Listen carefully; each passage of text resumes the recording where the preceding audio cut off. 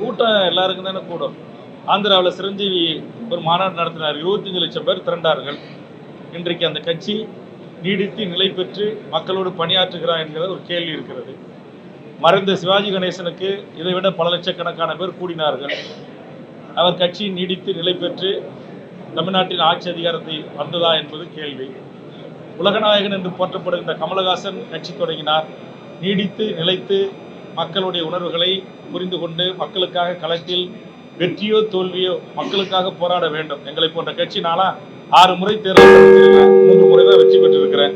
வெற்றியோ தோல்வியோ மக்களுக்கான போராட்ட களத்தில் நாங்கள் இருக்கிறோம். கம்யூனிஸ்ட் கட்சிகள் ஆட்சி பிடிக்க முடிகிறதோ இல்லையோ மக்களுக்கான போராட்ட களத்தில் இருக்கிறார்கள். சமூக நீதி தளத்தில் பாட்டாளி மக்கள் கட்சி, விடுதலை சிறுத்தைகள் போன்ற கட்சிகள் வெற்றியோ தோல்வியோ மக்களுக்காக களத்தில் இருக்கிறார்கள். அதுபோன்று திரு விஜய் அவர்கள் இருக்க வேண்டும் என்பது என்னுடைய